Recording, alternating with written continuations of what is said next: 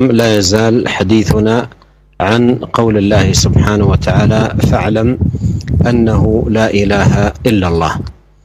وهذه الآية عظيمة حوت معاني جليلة جدير بنا معاشر المستمعين الكرام أن نتدبرها ولنتأمل هنا في قوله: فاعلم أنه لا إله إلا الله. ما المراد بقوله فاعلم أنه لا إله إلا الله؟ هل المراد العلم بهذه ألفاظ هذه الكلمة، أم أن المراد أن يفهم معناها ومدلولها ومقصودها فهما صحيحا؟ وقد قال الله سبحانه وتعالى: إلا من شهد بالحق وهم يعلمون. قال غير واحد من المفسرين: إلا من شهد بلا إله إلا الله وهم يعلمون معنى ما شهدوا به. فإذا الذي ينطق لا إله إلا الله لا يكفي مجرد النطق، لا يكفي مجرد التلفظ، لا بد أن يعلم معنى هذه الكلمة وأن يعرف مدلولها. وهذه الكلمة تدل على التوحيد والإخلاص وإفراد الله وحده بالعبادة والبراءة من الشرك والخلوص منه، لأن هذه الكلمة قائمة على ركنين: نفي وإثبات، وليس من أهلها من لا يفهم ما دلت عليه. فهي قائمة على ركنين: نفي وإثبات، نفي في أولها وإثبات في آخرها. ولا يكون من أهلها إلا من عرف ما نفت فنفاه وما أثبتت فأثبته، ليكون بذلك من أهلها حقا وصدقا، لا أن يقول لفظا لا يدري ما هو وكلاما لا يعرف معناه. قال: فاعلم أنه لا إله إلا الله. اشترط العلم ليكون العبد من أهلها. فلا إله إلا الله أولها نفي وآخرها إثبات. أولها نفي عام للعبودية عن كل من سوى الله، وآخرها إثبات خاص للعبودية بكل أنواعها لله وحده: ذلا وخوفا ورجاء ورغبا ورهبا وذبحا وغير ذلك.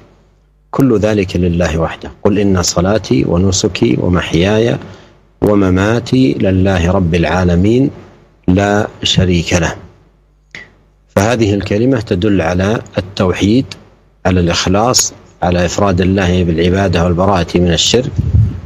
والله في الآية يقول: فاعلم أنه لا إله إلا الله. انتبه، هنا ثم الدلائل وبراهين عديدة وكثيرة ذكرت في كتاب الله وذكرت في سنة نبيه صلى الله عليه وسلم تهديك وترشدك إلى الحقيقة، وهي أنه لا إله إلا الله، أي لا معبود بحق سواه. وكما قدمت اشتمل القرآن على ذكر دلائل كثيرة جدا ترشد العبد وتدله إلى أنه لا إله إلا الله، ولخص هذه البراهين جمع جملة طيبة منها الإمام عبد الرحمن بن ناصر السعدي رحمه الله في كتاب تفسير الكريم المنان في تفسير القرآن، عند تفسيره لهذه الآية من سورة محمد. ونقف على كلامه لعظيم أهميته وكبير فائدته. Bismillahirrahmanirrahim. Segala puji bagi Allah, salawat dan salam semoga senantiasa tercurahkan kepada Nabi kita Muhammad sallallahu alaihi wasallam, juga kepada keluarganya dan seluruh sahabatnya. Kaum muslimin dan muslimat yang semoga dirahmati oleh Allah Subhanahu wa taala.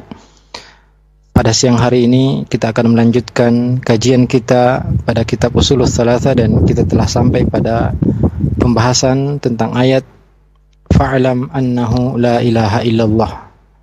Ayat ini merupakan ayat yang mulia, ayat yang agung, yang mengandung makna-makna yang agung, yang mana Allah Subhanahu wa taala berfirman, fa'lam annahu la ilaha illallah. Ketahuilah sungguhnya tidak ada ilah yang berhak disembah kecuali Allah. Apakah yang dimaksud dengan firman Allah fa'lam annahu la ilaha illallah? Apakah yang dimaksud di sini sekedar seseorang mengetahui lafaz dari lafaz kalimat la ilaha illallah, ataukah yang dimaksud dengan mengetahui dari la ilaha illallah adalah memahami maknanya, memahami maksudnya dan tujuan dari kalimat la ilaha illallah dengan pemahaman yang benar. Allah Subhanahu wa taala berfirman, illa man syahida bil haqqi wa hum ya'lamun, kecuali orang yang bersaksi dengan kebenaran dan mereka mengetahui. Berkata para ahli tafsir dalam menafsirkan ayat illa man syahida bil haqqi wa hum ya'lamun adalah illa man syahida bila ilaha illallah wa hum ya'lamuna ma'na ma syahidu bih, kecuali orang yang bersaksi bahwasanya tiada ilah yang berhak disembah kecuali Allah dan mereka mengetahui makna apa yang mereka persaksikan. Jadi orang yang menyebutkan, menafatkan la ilaha illallah itu tidak cukup sekedar mengucapkan hanya dengan lisan. Akan tetapi seseorang yang mengucapkan la ilaha illallah harus mengetahui makna dari kalimat ini, mengetahui maksud dan kandungan dari kalimat ini, yaitu tauhid dan ikhlas kepada Allah Subhanahu wa taala serta kewajiban untuk mengesahkan Allah Subhanahu wa taala dalam ibadah dan berlepas diri dari kesyirikan serta mensucikan diri dari segala bentuk kesyirikan. Dan kalimat ini dibangun di atas dua rukun. Kalimat la ilaha illallah dibangun di atas dua rukun. Rukun yang pertama yaitu nafi, peniadaan, dan rukun yang kedua yaitu isbat, penetapan. Dan tidak termasuk orang yang mengucapkan la ilaha illallah dengan benar apabila dia tidak mengetahui apa yang dikandung oleh kalimat ini. Kalimat ini mengandung dua rukun. Rukun yang pertama yaitu peniadaan dan rukun yang kedua yaitu penetapan. Dan tidaklah seorang dikatakan muslim yang hakiki apabila dia tidak mengetahui apa yang dia tiadakan dan apa yang dia tetapkan. Maka orang yang mengucapkan la ilaha illallah akan tetapi tidak mengetahui apa yang dia ucapkan, tidak mengetahui makna apa yang dia ucapkan, ini ya tidak disebut sebagai muslim yang hakiki, yang benar. Allah Subhanahu wa taala berfirman, fa'lam annahu la ilaha illallah, ketahuilah bahwasanya tidak ada yang berhak disembah kecuali Allah. Dalam ayat ini Allah Subhanahu wa taala mensyaratkan bagi seorang hamba untuk mengetahui makna dari la ilaha illallah. La ilaha illallah awalnya adalah peniadaan dan akhirnya adalah penetapan. Peniadaan dari segala hak penyembahan, hak peribadatan bagi semua selain Allah Subhanahu wa taala.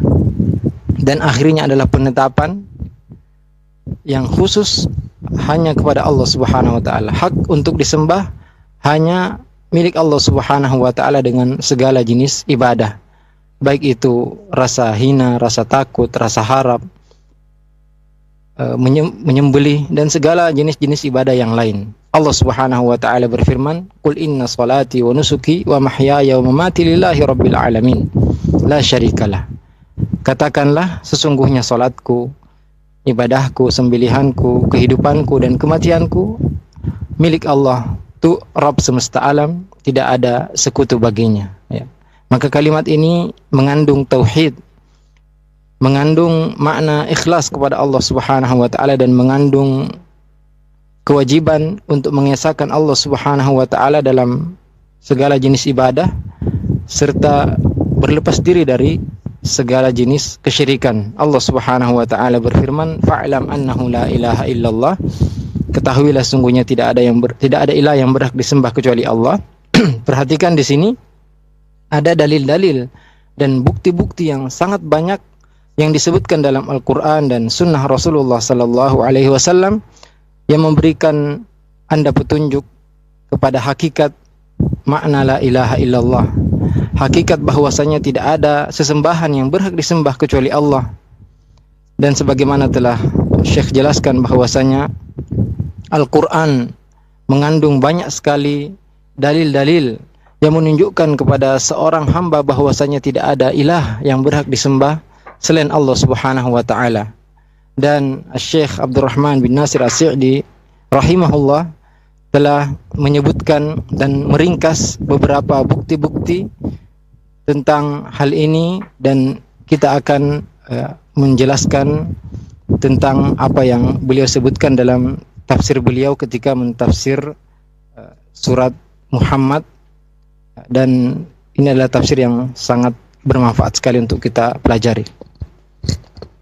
قال الإمام عبد الرحمن بن ناصر السعدي رحمه الله تعالى وغفر له، وفي شرح قوله تعالى فاعلم أنه لا إله إلا الله، قال العلم لا بد فيه من إقرار القلب ومعرفته لمعنى ما طلب منه علمه.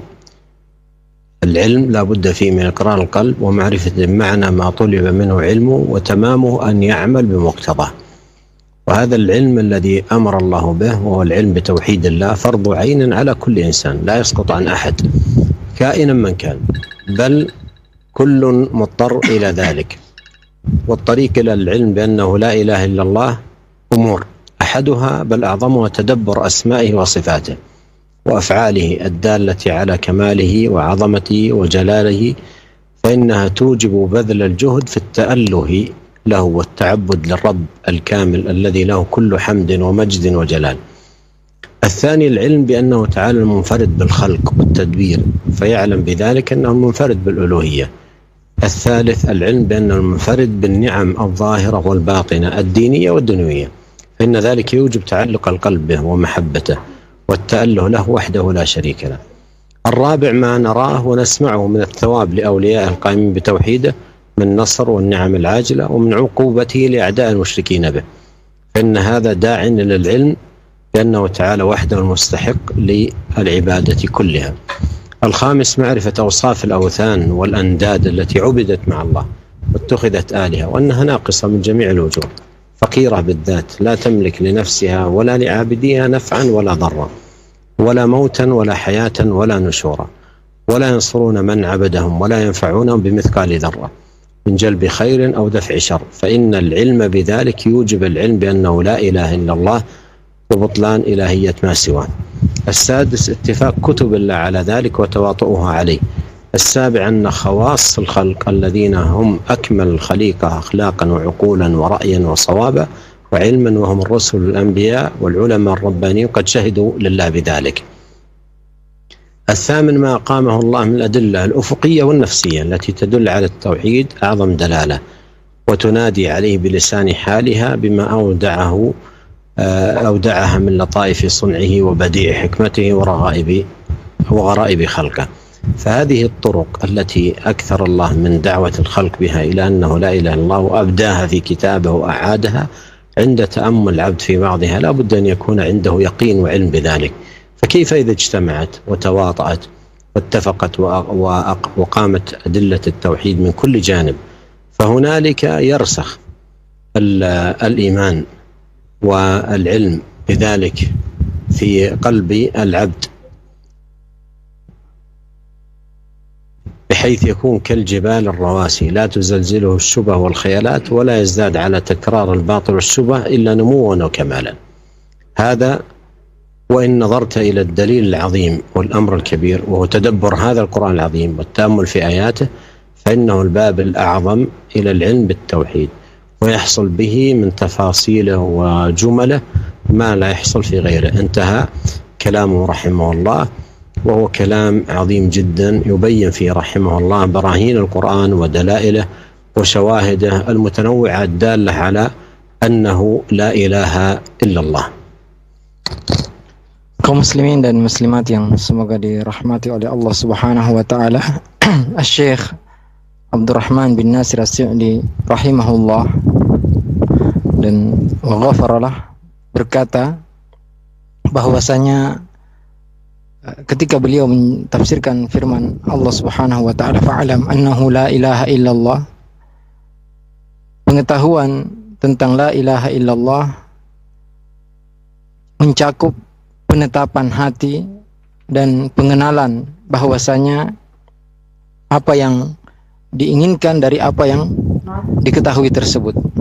Artinya seorang yang tidak cukup sekedar mengetahui, akan tapi dia harus menetapkan dalam hatinya bahwasanya tidak ada ilah yang berhak disembah selain Allah Subhanahu wa taala, dan kesempurnaan dari pengetahuan tersebut ia beramal dengan konsekuensi dari kalimat la ilaha illallah. Dan ilmu yang Allah Subhanahu wa taala perintahkan dalam ayat ini yaitu ilmu tentang keesaan Allah Subhanahu wa taala.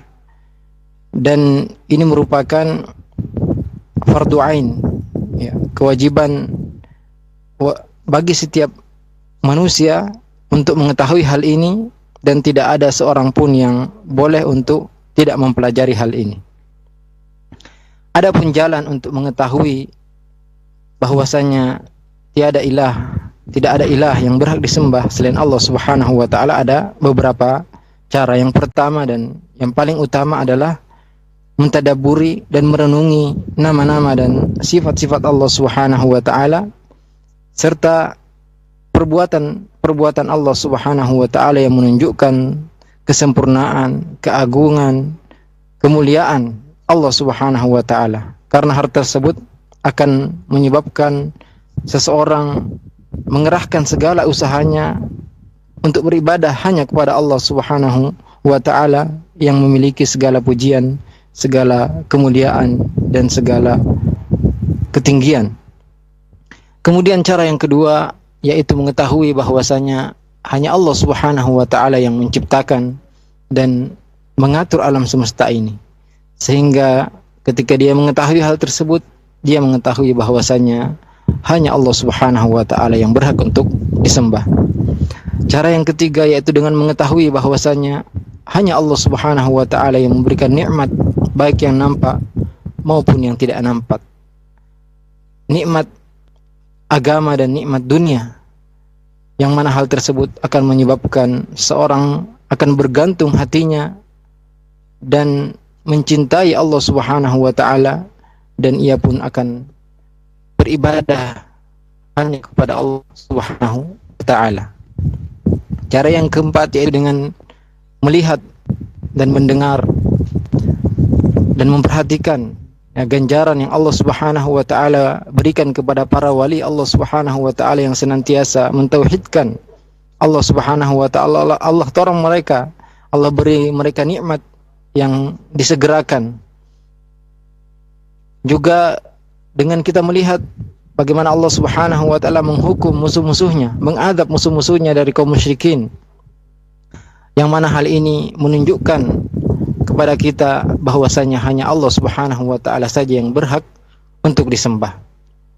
Yang kelima yaitu dengan mengetahui hakikat sifat-sifat berhala-berhala dan segala yang disembah selain Allah Subhanahu wa taala dan dijadikan sesembahan-sesembahan, yang mana berhala-berhala tersebut tidak memiliki apa-apa, sangat fakir, sangat miskin, bahkan tidak mampu memiliki untuk diri mereka sendiri dan orang yang menyembahnya. Mereka tidak mampu memberikan mereka manfaat, tidak mampu memberikan mudarat, tidak menghidupkan, tidak mematikan, dan tidak dapat membangkitkan. Dan mereka tidak akan dapat tolong bagi siapa yang menyembah mereka. Bahkan mereka tidak bisa memberi manfaat, bahkan ya sebesar biji zarrah, ya. Mereka tidak dapat mendatangkan kebaikan, tidak dapat menolak keburukan. Yang mana apabila kita mengetahui hal ini, kita akan meyakini bahwasanya sesungguhnya tidak ada ilah, tidak ada sembahan yang berhak disembah selain Allah, dan sesungguhnya semua yang disembah selain Allah Subhanahu wa taala adalah batil. Kemudian yang keenam, dengan cara kita mengetahui bahwasanya semua kitab-kitab yang diturunkan oleh Allah Subhanahu wa taala sepakat bahwasanya tidak ada ilah yang berhak disembah kecuali Allah Subhanahu wa taala. Yang keenam, kita mengetahui bahwasanya makhluk-makhluk Allah Subhanahu wa taala yang paling sempurna yaitu para anbiya dan para rasul dan para ulama, mereka semua telah menyaksikan bahwasanya tidak ada ilah yang berhak disembah kecuali Allah Subhanahu wa taala. Yang kedelapan, kita menyaksikan Allah Subhanahu wa taala, bagaimana Allah Subhanahu wa taala menyebutkan dalil-dalil dan bukti-bukti yang sangat banyak yang kita bisa lihat dengan mata kita sendiri dan bisa kita lihat pada diri kita sendiri, yang mana ayat-ayat dan bukti-bukti tersebut menunjukkan bahwasanya Allah Subhanahu wa taala yang hanya Allah Subhanahu wa taala yang berhak disembah.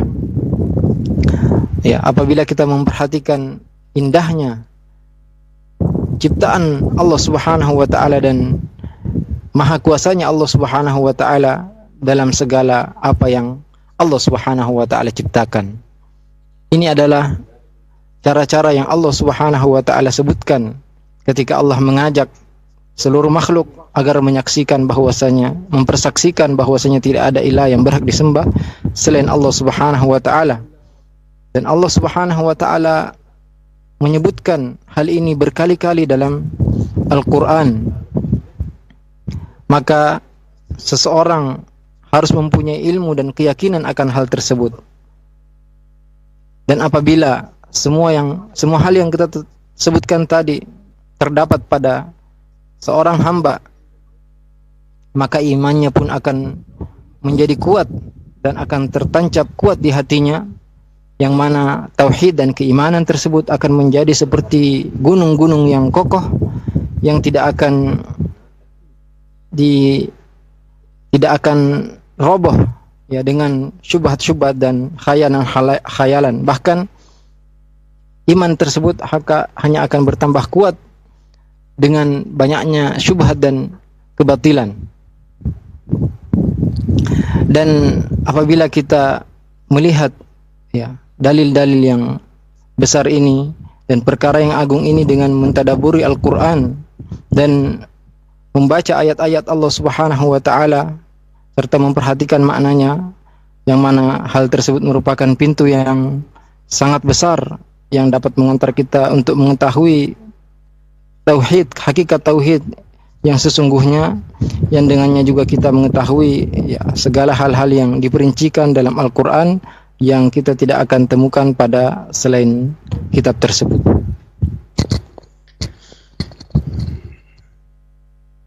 وهذه الطرق والبراهين التي أشار رحمه الله إلى جملة منها هي براهين أبدى الله عز وجل فيها وأعاد في كتابه وتكررت في مواضع عديدة منه، كل ذلكم ترسيخا للعلم بأنه لا إله إلا الله، وليكون هذا في قلب المسلم أرسخ ما يكون رسوخ الجبال الرواسي.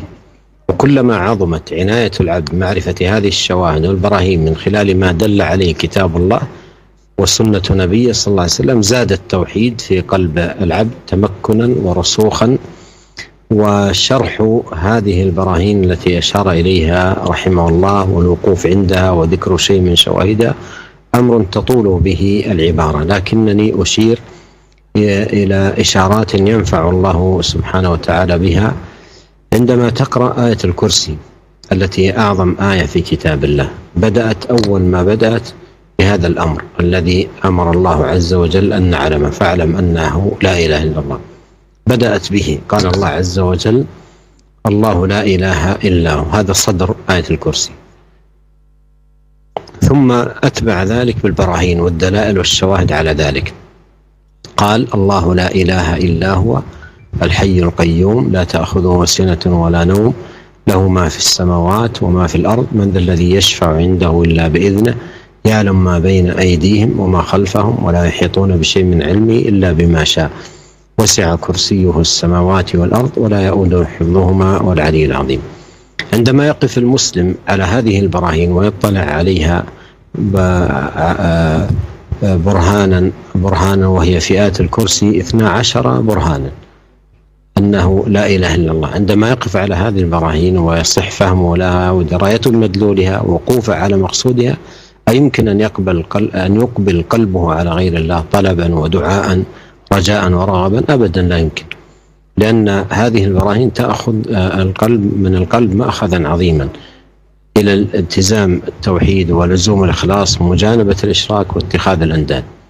اقرأ أيضا خواتيم سورة الحشر، صدرها بهذه الكلمة العظيمة ولزوم الإخلاص ومجانبة الشرك واتخاذ الأنداد، ثم ذكر البراهين.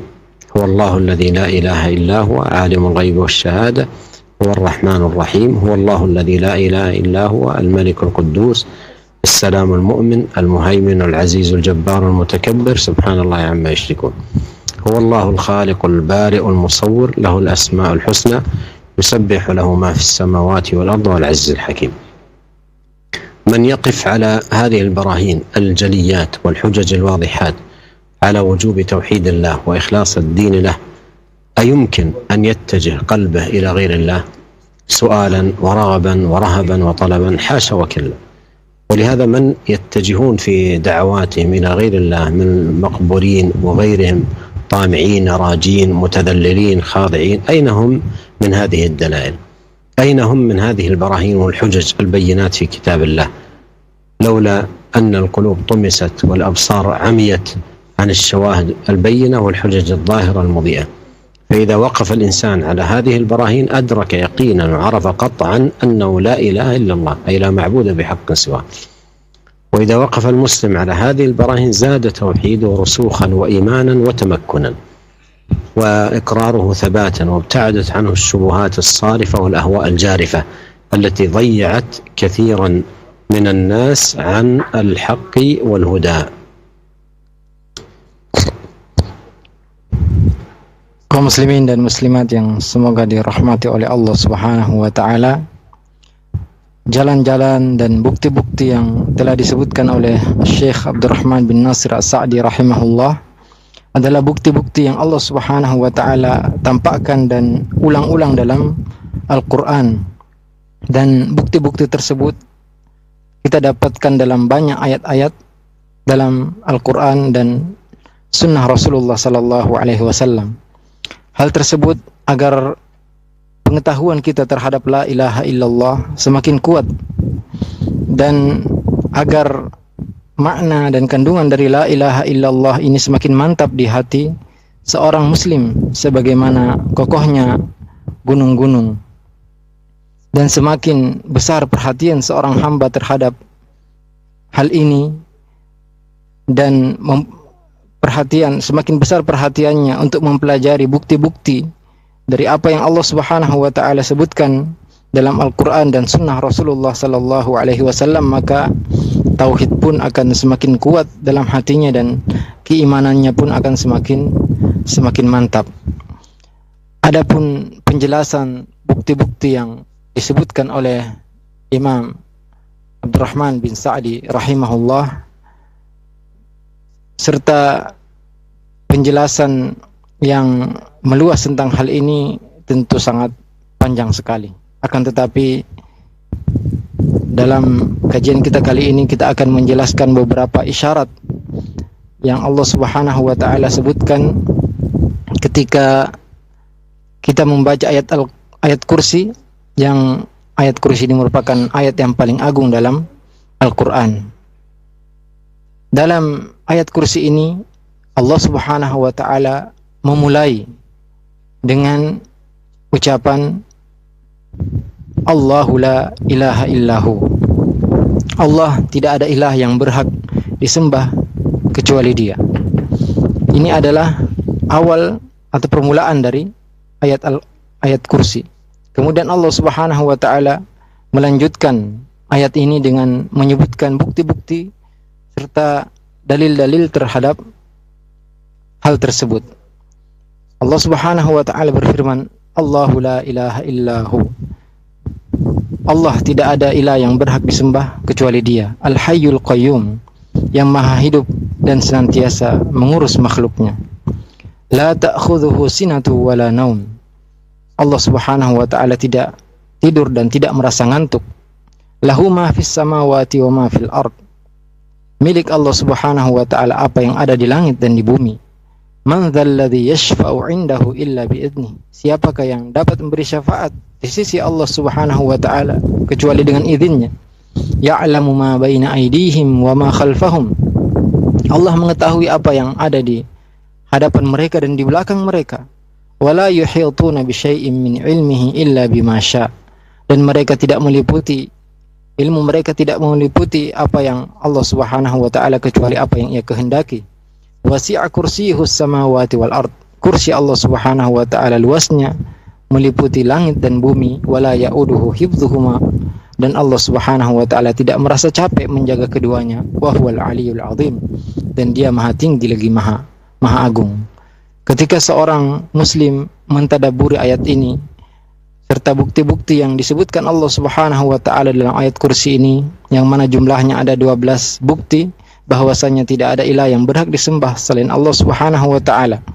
Ketika seorang muslim memperhatikan bukti-bukti ini dan memahami dengan benar serta mengetahui makna dari ayat ini, apakah ia akan menghadapkan dan berharap kepada selain Allah Subhanahu wa taala? Mungkinkah seorang berdoa berharap kepada selain Allah apabila dia memahami ayat kursi ini? Sesungguhnya dia tidak mungkin melakukan hal tersebut, karena bukti-bukti ini membuat hati seorang muslim semakin kuat tauhidnya dan semakin ikhlas kepada Allah Subhanahu wa taala, dan membuat dia semakin menjauhi kesyirikan.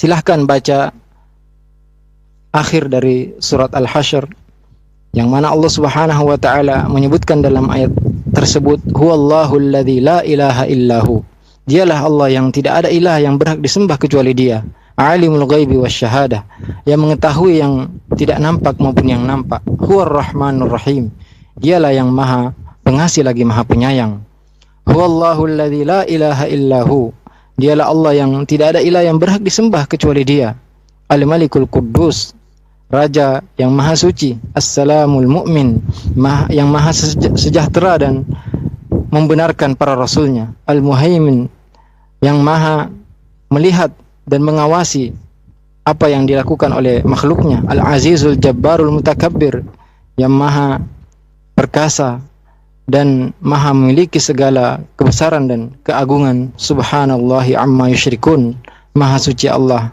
dari apa yang mereka persekutukan.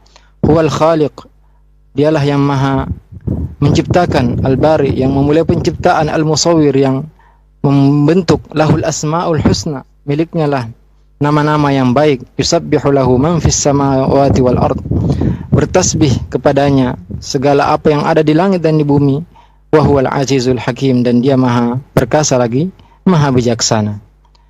Siapa yang memperhatikan bukti-bukti yang jelas ini dan dalil-dalil yang sangat kuat ini terhadap wajibnya mentauhidkan Allah Subhanahu wa taala dan wajibnya mengikhlaskan segala ibadah kepada Allah Subhanahu wa taala, apakah mungkin dia akan menghadap kepada selain Allah Subhanahu wa taala? Apakah mungkin dia akan berdoa berharap kepada selain Allah Subhanahu wa taala? Tentu tidak. Oleh karena itu, orang yang masih berdoa kepada selain Allah Subhanahu wa taala dari orang-orang yang telah meninggal, yang mereka berharap dan berdoa kepada selain Allah Subhanahu wa taala, di manakah mereka dari dalil-dalil ini? Apakah mereka tidak memperhatikan ayat-ayat dan bukti-bukti yang Allah Subhanahu wa taala sebutkan dalam Al-Qur'an? Jika bukan karena hati mereka telah ditutup dan penglihatan mereka telah buta dari dalil-dalil dan bukti-bukti yang Allah Subhanahu wa taala sebutkan dalam ayat ini, tentu dia tidak akan melakukan hal tersebut, ya. Maka seorang manusia apabila memperhatikan bukti-bukti ini, dia akan meyakini bahwasanya tidak ada ilah yang berhak disembah selain Allah Subhanahu wa taala. Dan apabila seorang muslim memperhatikan dan mempelajari bukti-bukti ini, tauhidnya akan semakin mantap, imannya akan semakin kuat, dan dia akan semakin tetap di atas tauhid ini, dan dia akan menjauhi segala syubhat yang memalingkan dia dari ibadah kepada Allah Subhanahu wa taala, dan yang mana hal ini banyak menyebabkan manusia berpaling dari kebenaran dan petunjuk. ونسأل الله الكريم رب العرش العظيم أن ينفعنا أجمعين بما علمنا وأن يزيدنا علما وتوفيقا وأن يصلح لنا شأننا كله وأن لا يكلنا إلى أنفسنا طرفة عين إنه سميع قريب مجيب.